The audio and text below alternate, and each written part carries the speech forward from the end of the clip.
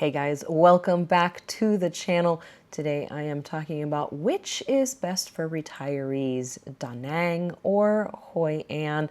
I am in one of the cheapest countries for retirees in Vietnam, and the central area is very ideal. We've traveled all over Vietnam, and this area here in central Vietnam is ideal because of the calm weather and just relaxing environment, kind of tranquil. You can get the beaches and the mountains, a little bit of everything in this area. So we're going to talk about that today. We're going to kind of break this down for you. But first of all, I am Allie, and my husband and I have been traveling full-time for about 8 years now, and we've been to lots of places. This channel in particular is focused on our travels in and around Asia.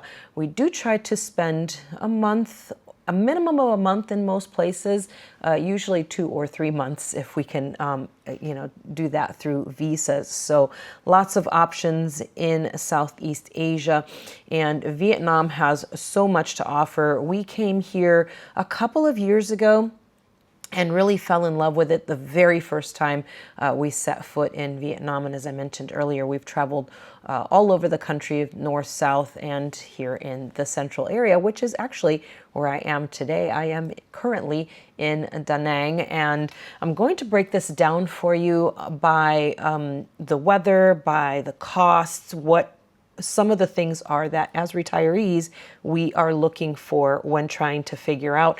And these two places are kind of similar, but there are some pros and cons to each one. So we're going to talk about each of those, and then I'm going to give you my recommendation at the end, and then you can let me know what you think you might decide for yourself as well if you're trying to decide between these two. Before I go on, I would like to invite you to subscribe to the channel for more videos like this from in and around Asia. All right, so let's dig into it.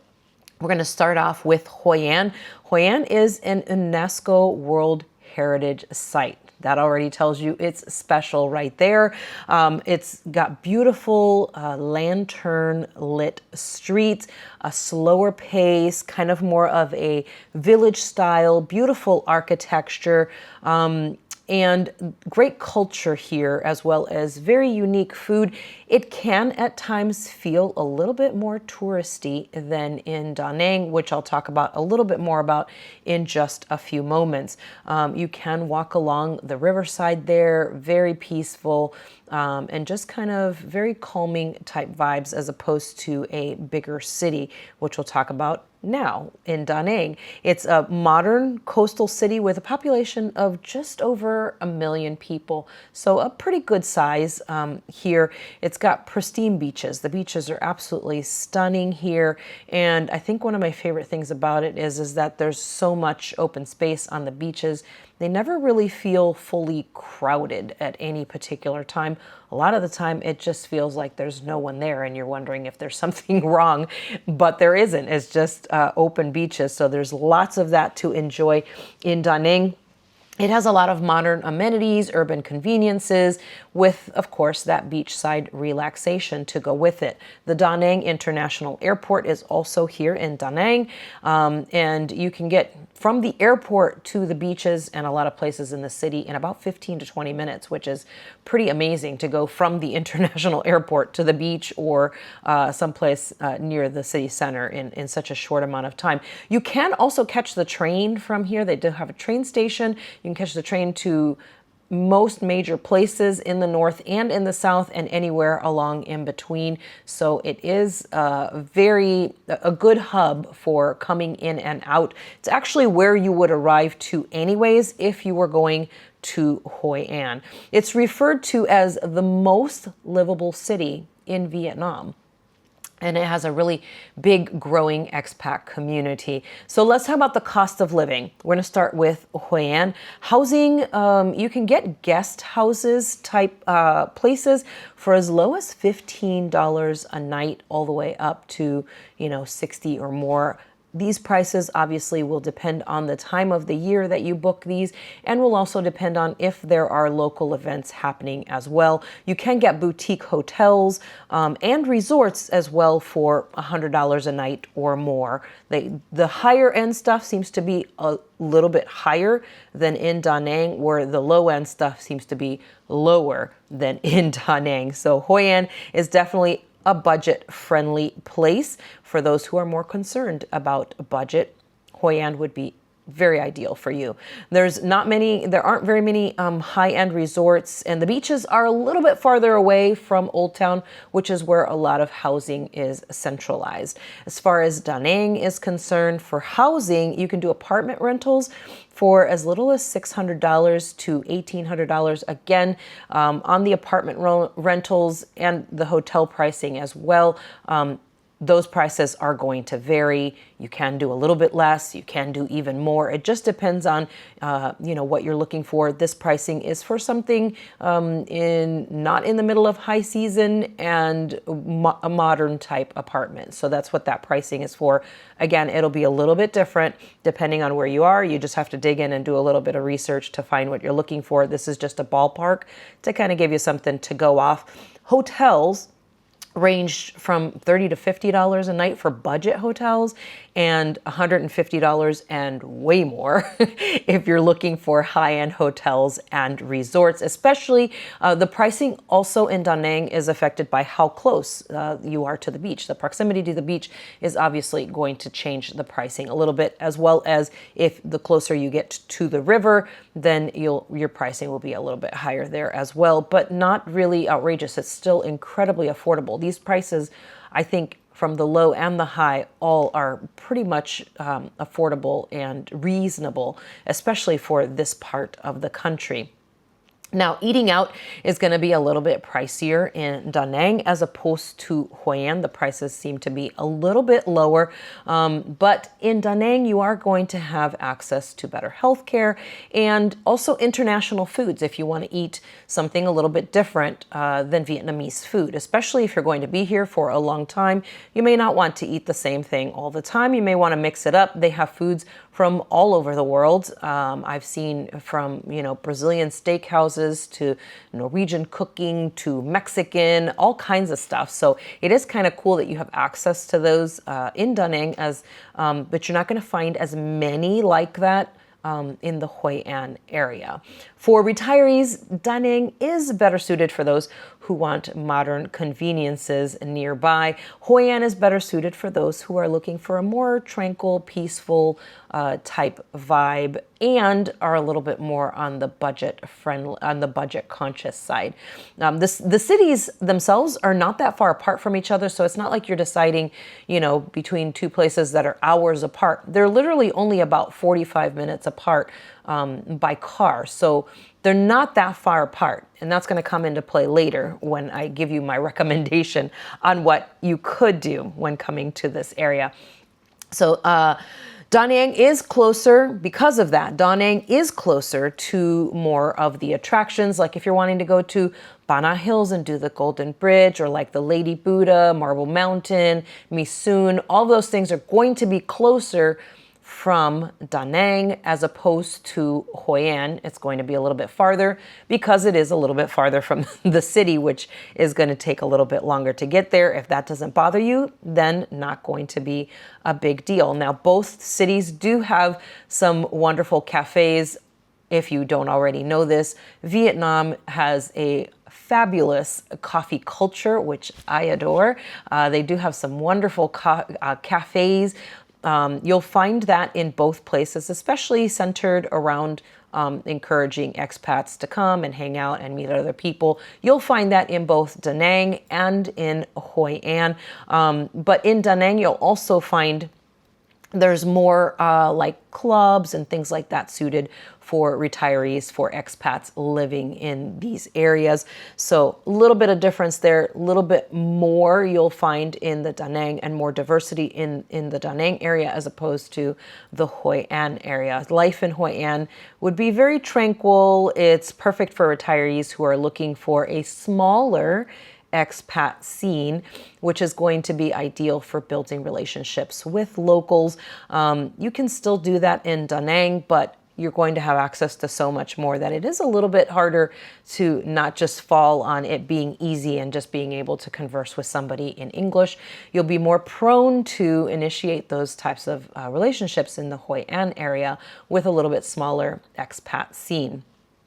During high season, though, in Hoi An, it can feel a little bit crowded because it is, as I mentioned earlier, UNESCO World Heritage Site. So a lot of people go there. There'll be a lot of people, especially if you're in the Old Town area. Oh my goodness, and down by the river in the evenings with the lanterns, the river is just lined with people during the high season when the tourists are out there. So it could feel pretty crowded, and everything that you wanted out of Hoi An kind of goes away during the high season because so many people come here to Hoi An to enjoy it and to look at the area. And Old Town is so popular with so many restaurants, so many tailors, so much to do, shopping, everything, that it just really fills up. So if that's what if you're still looking towards the tranquility part of it, you don't want to go to Hoi An during the high season. At least in Da Nang, it's spread out more because it's a bigger city, so it's going to be easier to kind of get away from crowds. In Hoi An, you almost can't avoid them because there's so many of them, and they'll be literally everywhere. Da Nang does have really great infrastructure. We do really love that the sidewalks here are in really good condition, and it's easy access for, especially, we call them retiree friendly. There's not a bunch of holes or uneven tiles. There are in some places, but for the most part, they're really pleasant, especially if you're down by the beach. That boardwalk area is just gorgeous. It's a huge boardwalk area, so it doesn't ever really feel overcrowded when you're in that boardwalk area, which I think is really good.